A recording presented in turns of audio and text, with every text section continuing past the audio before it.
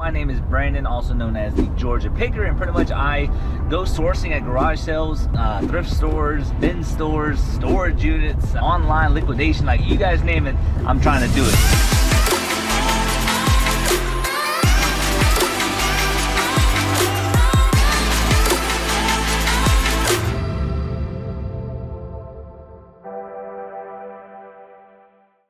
Alright guys, welcome back to another video. It's your boy Brandon, also known as the Georgia Picker, and we are back at it with another video. We are at Black Friday deals, bin store. Some people call it a return store, liquidation store, whatever you guys prefer. That is where we're at today. Everything is going to be $7, and it is on a Friday. Friday is their reopening day where they do their restocks. Now, if you guys do not understand what a Amazon liquidation store, return store, bin store is, pretty much you have overstock, you have returns, you have shelf pulls, you have so many items that just kind of get sent off somewhere else to save it from the landfill, and then corporations like Black Friday deals, they'll buy up these pallets and then they'll just throw everything in the bins. No matter how many bins they have, they're going to charge one set price for each item, and in this case it is $7. Some bin stores do $10. I even know a bin store that does $20. So they definitely range for bin store to bin store.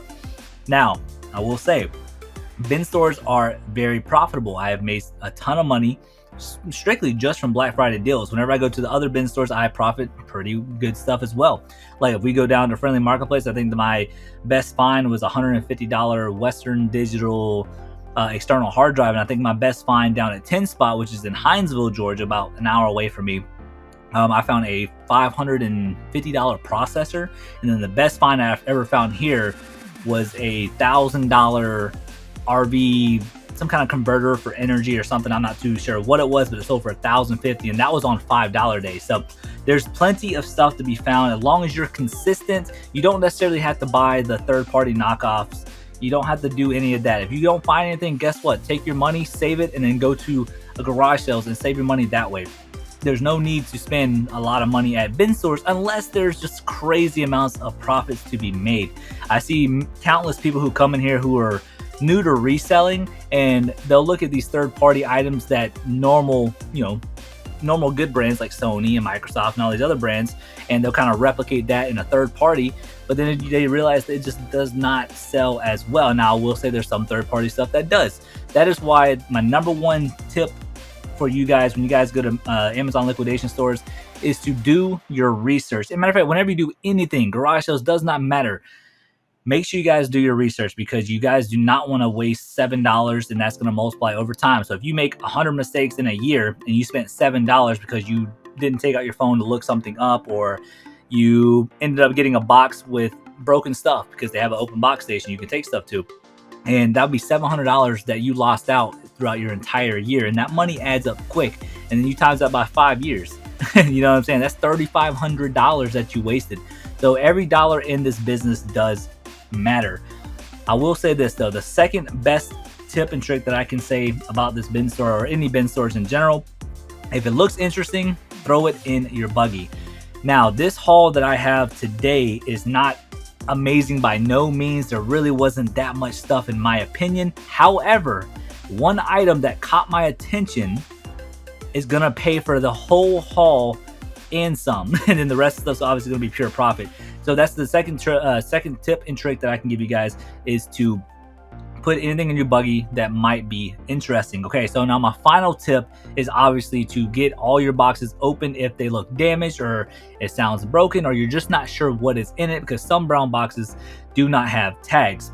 So I believe those right there are PP puppy pads. Another thing that you guys could do here too is to save money, instead of going to Walmart or any other big corporation store to go buy PP pads, toilet paper, paper towels. We find that stuff here all the time, and we're talking about big, gigantic rolls that we ended up paying $7 for the whole box. Yes, $7. It's pretty wild. So that's another thing right here. Look at this, a Boss radio, and I believe that one already sold as well. And it's stuff like that that people just don't know what they're looking at, or they're just not looking for it in general, because not everybody is a reseller. So I highly recommend going to these bin stores. And I will say this might be a little bit of a shorter video, and that's because they are blaring the music and I cannot show you a whole ton. I might do kind of like a time lapse here in just a sec, but check this out. So this is the item right here that actually caught my attention. It was a diamond tester. and you guys will see that here at the end. But I'm gonna try to do a time lapse real quick and then go into me searching the stuff up, hopefully, and then we're just gonna go ahead and get out of the store. I'm sorry for the shorter videos when it comes to the bin stores. It's just they've been playing their music. There's nothing I can do about it. But yeah, that's going to be it for me. Let's get back into the video.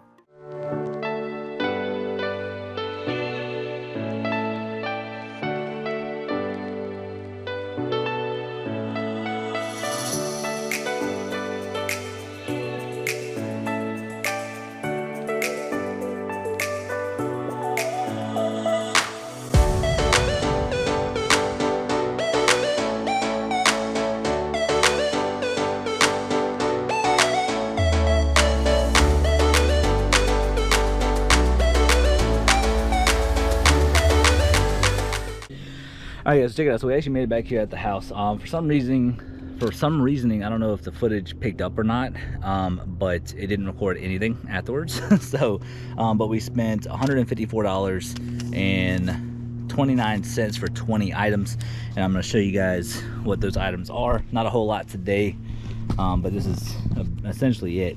A lot of stuff like this. I got one thing for for Max. And then you got 3 things of puppy pads and a big box of Splenda for my mom. So those are all going to go towards my mom. Then the rest of the stuff is for resale, exception of this toy right here. So I'm going to start from right to left. And then, yeah, found some really good items. First things first is this Patrol Wi-Fi pet feeder. I always sell these for like 40 to 50 bucks. They're always good to sell over on eBay. Each item was $7, by the way, just so you guys know. Next thing we have is this Diagnostic and Statistical Manual of Mental Disorders, 5th edition text revision, DSM-5 TR. This book was going for about 60 to 70 bucks pre-owned, so that was a good pickup. This Isogenics Ionic Supreme doesn't expire until 5/20/25. Brand new, sealed, and I do not remember what that goes for, but $7. I'm assuming it's going to be good. This right here is the find of the day. This right here is a Jamoro Testarossa diamond tester, and if you look at this right here, it tests diamond, sapphire, metal alert, you know, all that stuff. So it's very cool, and we did open it. It is brand new, seal, not sealed, but brand new. There is 5 listed and 8 sold, for a whopping over 100% sell-through rate, and they're going for $250 plus shipping all day long. So that hopefully will sell sooner than later. This little dancing cactus, if you guys watch TikTok a lot, these things are going everywhere. So essentially, once you put batteries in, whatever you say, the cactus mimics it. So I'm gonna terrorize my dog with it. It's gonna be funny and a good time. If I can get a clip of him, I'll make sure to record it and throw it up right here after I show you guys this. But hopefully this will be pretty funny. Then we got this digital multimeter. I mean, multimeters usually do pretty good. I don't know anything about this particular one, and it's actually sealed. Right here it says KAIWEETS digital multimeter.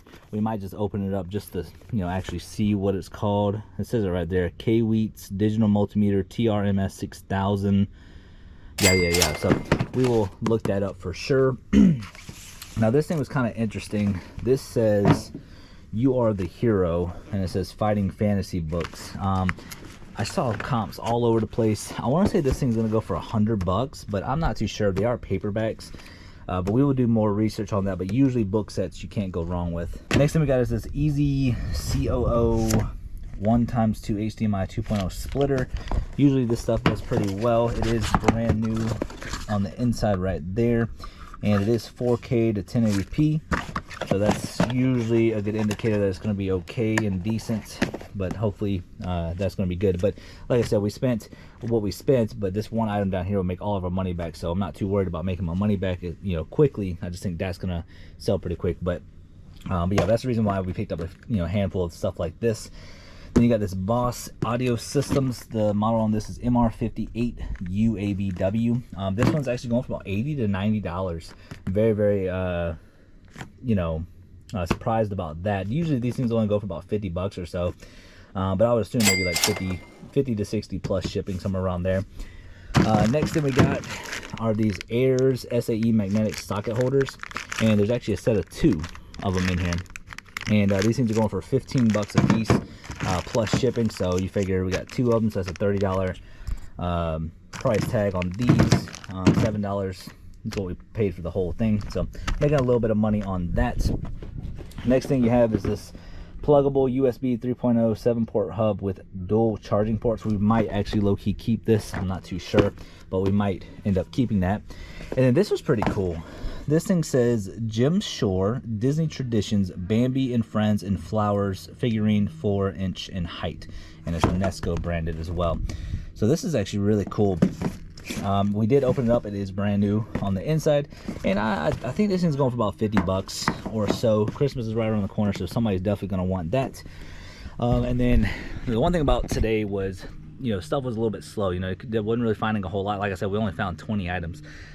So then usually when that happens, I tend to start looking at the very bottom of the bins and trying to find little supplements, you know, just little things like that to maybe make the trip a little bit worth it. In this case, we only found 4, and only realistically one of these is actually decently good.